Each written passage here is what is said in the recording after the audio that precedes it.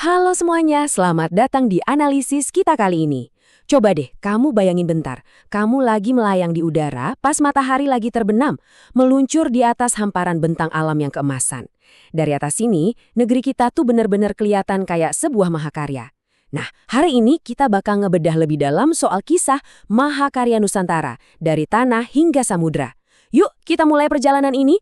Bagian pertama, kekuatan lahan vulkanik Nusantara. Kita mulai dari daratan dulu ya. Gini, Indonesia itu letaknya pas banget di sabuk vulkanik. Hasilnya apa?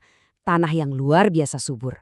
Ibaratnya kita ini dikasih anugerah alam yang bikin padi, ya sumber makanan pokok kita sehari-hari bisa tumbuh dan dipanen sepanjang tahun tanpa henti. Nggak banyak loh negara di dunia yang punya kemewahan agroklimatologi kayak gini. Nah, mari kita selami bareng-bareng. Berkat tanah super ini, posisi kita di panggung global itu benar-benar di atas. Kelapa sawit, karet, kakao, 3 komoditas raksasa ini jadi bukti nyata kekuatan agraris kita. Kita nggak cuma sekedar ikut main di pasar global, tapi kita mendominasinya kan. Hamparan perkebunan yang tertata rapi dari ujung barat sampai timur itu secara harfiah adalah mesin pencetak kekayaan kita yang sangat nyata. Tapi ingat, energi dari dataran tinggi ini nggak mandek di situ aja. Dia bergerak, dinamis banget. Bayangin aliran sungai jernih yang membelah rimbunnya hutan dan ladang, bawa semua nutrisi dan denyut kehidupan turun ke dataran rendah. Aliran air ini ibarat urat nadi ekonomi kita, yang terus mempercepat laju sumber daya alam kita yang berlimpah, menuju, muaranya, yaitu lautan. Yang bawa kita ke bagian kedua, harta karun di garis pantai. 70%. Coba resapi angka itu bentar. 70% wilayah teritorial negara kita itu bukan daratan, melainkan air. Identitas kita tuh dari sananya emang udah dibentuk sama lautan. Laut itu bukan sekedar halaman belakang rumah kita, laut itu justru halaman utama kita. Dan skalanya benar-benar luar biasa. Kita punya garis pantai terpanjang kedua di seluruh dunia. Coba bayangin, bentangan pesisir yang seolah nggak ada ujungnya, ini menyimpan potensi raksasa.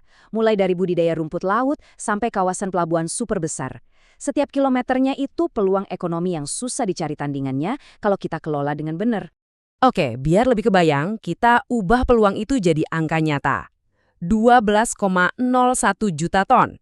Itu adalah potensi lestari sumber daya ikan laut kita setiap tahunnya. Maksudnya potensi lestari di sini, kita bisa panen ikan sebanyak itu tiap tahun tanpa ngerusak keseimbangan ekosistem laut. Itu lumbung pangan raksasa yang terus hidup loh.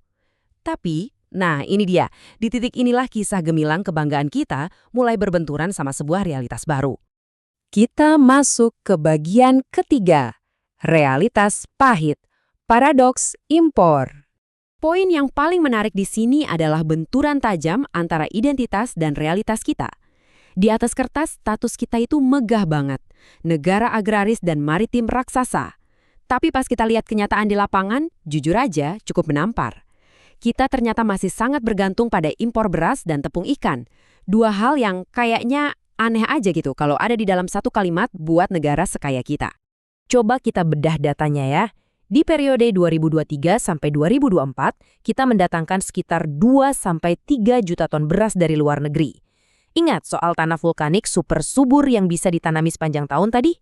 Ya, faktanya terlepas dari kekayaan alam itu, impor ini tetap harus dilakuin buat ngamanin stok pangan nasional kita. Ini fakta keras dari data yang ada dan nggak bisa dibantah. Dan ironi ini sayangnya berlanjut sampai ke laut. Tadi kita bahas soal potensi 12 juta ton ikan kan? Tapi kenyataannya Indonesia masih harus impor tepung ikan. Padahal itu krusial banget buat pakan ternak kita. Dan kita juga impor jenis ikan tertentu buat menuhin kebutuhan industri olahan. Kekayaan alamnya melimpah ruah, tapi bahan baku dasar buat industrinya malah didatangin dari luar negeri. Jadi pertanyaannya, kenapa ini semua bisa terjadi? Mari kita bahas di bagian keempat, akar masalah ketahanan pangan. Berdasarkan data yang kita punya, ada 3 titik gesekan struktural utama. Pertama, minimnya teknologi pasca panen. Kedua, infrastruktur logistik laut kita yang nyatanya masih sangat mahal. Dan ketiga, faktor demografi, yaitu minat generasi muda yang terus menurun. Ini murni tantangan sistemik yang saat ini ngunci potensi asli bangsa kita.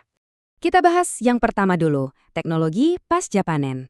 Secara simpel, ini tuh soal apa yang terjadi setelah petani atau nelayan kita selesai panen.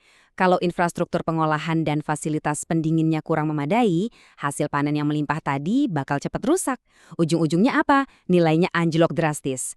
Lubang inefisiensi kayak gini nih yang akhirnya memaksa kita buat impor produk olahan dari luar. Selanjutnya, logistik laut. Bayangin deh, kapal-kapal kargo raksasa yang bawa peti kemas. Secara teori, laut itu kan harusnya jadi kayak jalan tol gratis ya kan? Jembatan yang ngehubungin antar pulau dan nyatuin pasar kita. Tapi realitasnya, biaya buat mindahin barang lewat laut kita sekarang ini jatuhnya mahal banget. Beban logistik yang tinggi ini bikin harga pangan lokal kita kadang malah kalah bersaing sama produk impor yang rantai distribusinya jauh lebih efisien. Oke, kita sampai di bagian terakhir.